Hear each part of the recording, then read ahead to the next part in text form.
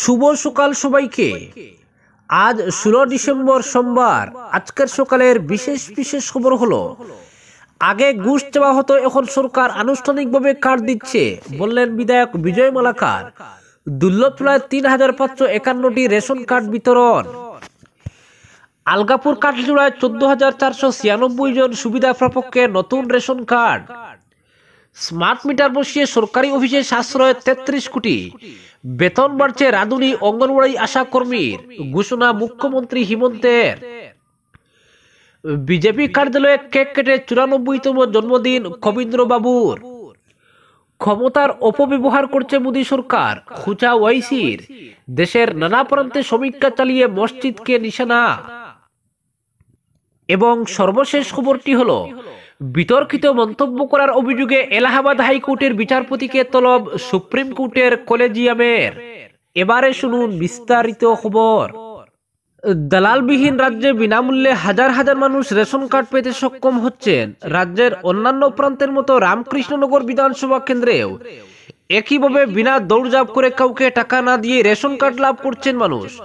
রবিবার দুর্লভচূড়া পাতিফিল্ডে আয়োজিত খাদ্য সুরক্ষা যোজনায় রামকৃষ্ণনগর কেন্দ্রের সুবিধা প্রাপকদের নতুন রেশন কার্ড বন্টন অনুষ্ঠানে মুখ্য অতিথি হিসেবে উপস্থিত থেকে একথাগুলো বলেন রাতাবাড়ির বিধায়ক বিজয় মালাকার।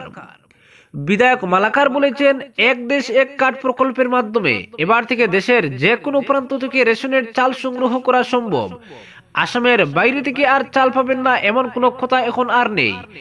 এক সময় বাইরে থেকার অজুহাত দিয়ে ন্যায্য মূল্যের ব্যবসায়ীরা রেশনের চাল আত্মসাৎ করে নিতেন, আর এমনটাই সুবিধা প্রাপকরা অভিযোগ তুলতেন সব সময়।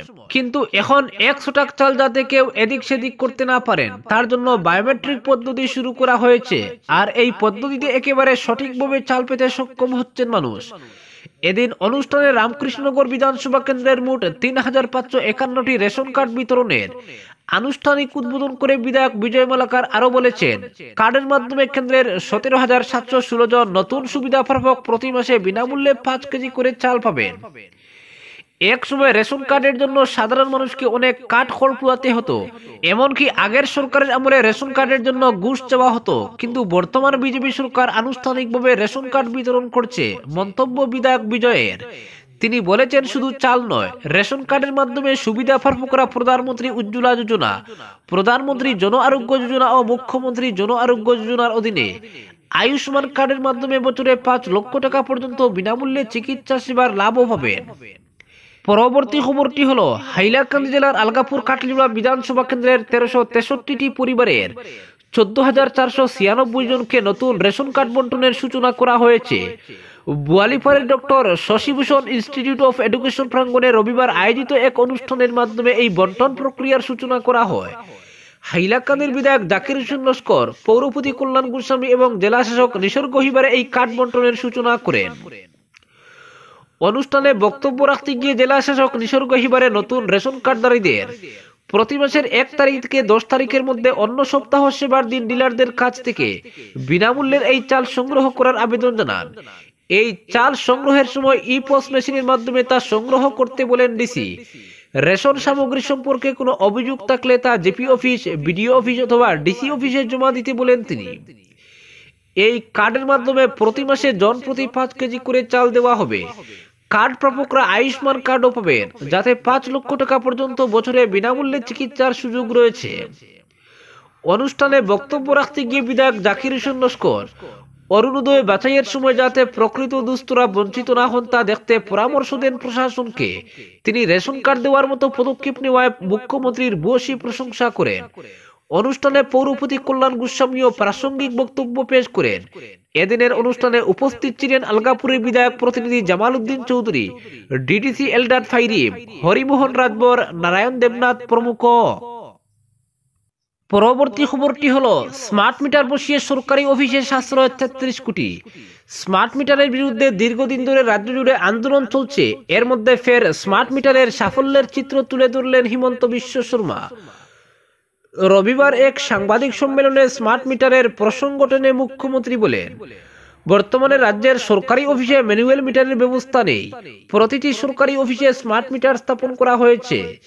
সরকারি অফিসে স্মার্ট মিটার সংযোগের ফলে রাজ্য সরকার 33 কোটি টাকার বিদ্যুৎ বিল সাশ্রয় করতে সক্ষম হয়েছে।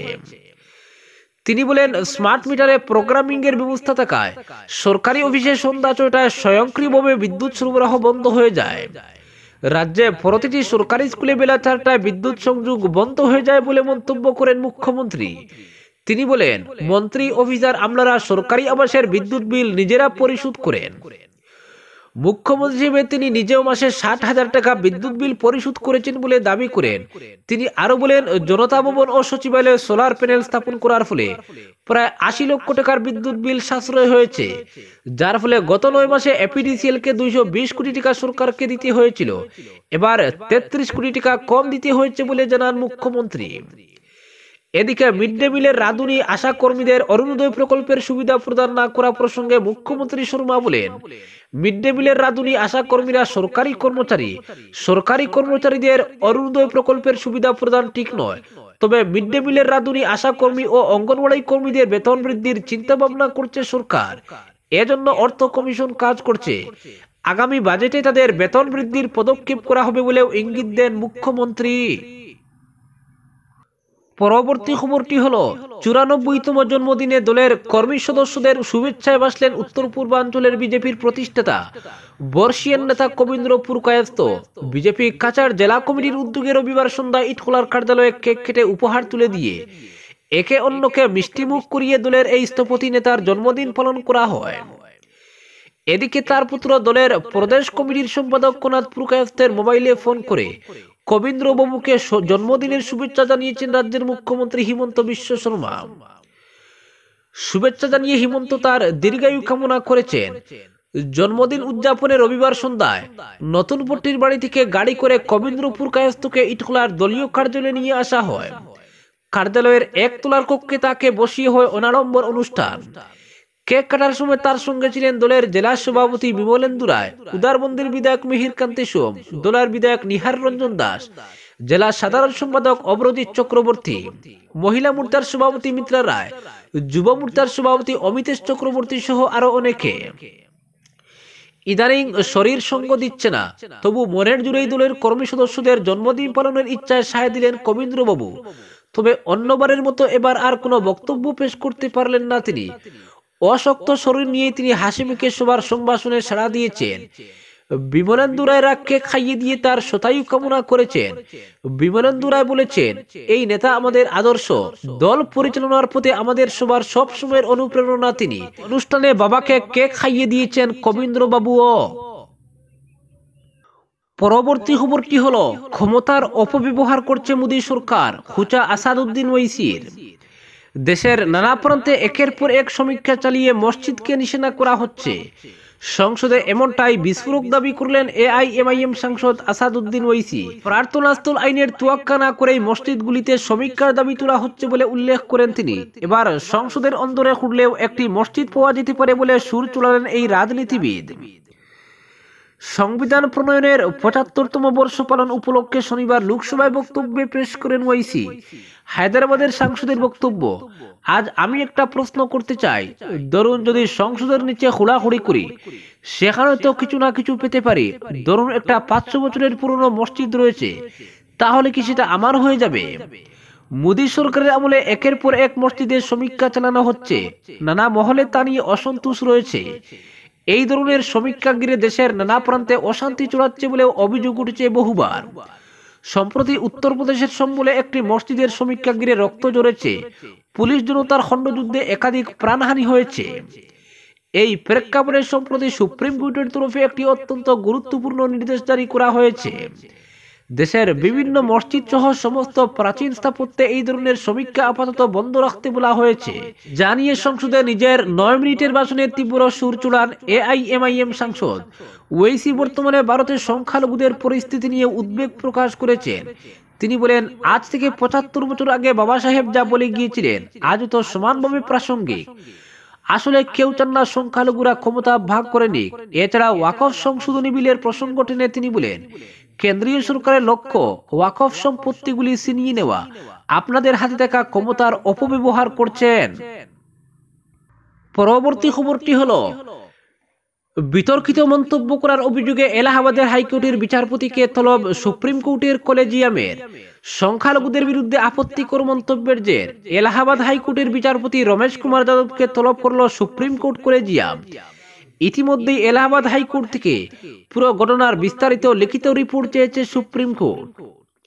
সূত্রের খবর, আগামী সপ্তাহে সুপ্রিম কোর্টে প্রধান বিচারপতির নেতৃত্বাধীন কলেজিয়ামের মুখোমুখি বৈঠকে হাজির হওয়ার নির্দেশ দেওয়া হয়েছে বিচারপতি যাদবকে। সম্প্রতি বিশ্ব হিন্দু পরিষদ আয়োজিত এক অনুষ্ঠানে যোগ দিয়ে বিচারপতি যাদব বলেন, ভারত সংখ্যাগুরুর ইচ্ছা অনুসারেই চলবে। একই সঙ্গে মুসলিমদের বিরুদ্ধে আপত্তিকর শব্দ ব্যবহার করেন তিনি। এই ঘটনায় প্রধান বিচারপতির কাছে ব্যবস্থা গ্রহণের আর্জি জানিয়েছিলেন সুপ্রিম কোর্টের বার অ্যাসোসিয়েশনের প্রেসিডেন্ট কপিল সিব্বাল। অভ্যন্তরীণ তদন্ত করে বিচারপতিকে ইমপিচ করার দাবি তুলেছিল। সংসদে বিচারপতির বিরুদ্ধে ইমপিচমেন্ট মোশন জমা দিয়েছিলেন কপিল সিব্বাল। প্রবীণ আইনজীবীর বক্তব্য ছিল, কলেজিয়াম এরকম একজনকে বিচারপতি হিসেবে নিয়োগ করলো কি করে? ইনি যা বলেছেন তা সংবিধানের প্রতি আঘাত, ইমপিচমেন্ট যোগ্য অপরাধ। আইনজীবীদের অনেকেই বলছেন বিচারপতি যাদব আগেও বিতর্কিত পদক্ষেপ করেছেন। আজকের বিশেষ সংবাদ এখানেই সমাপ্ত।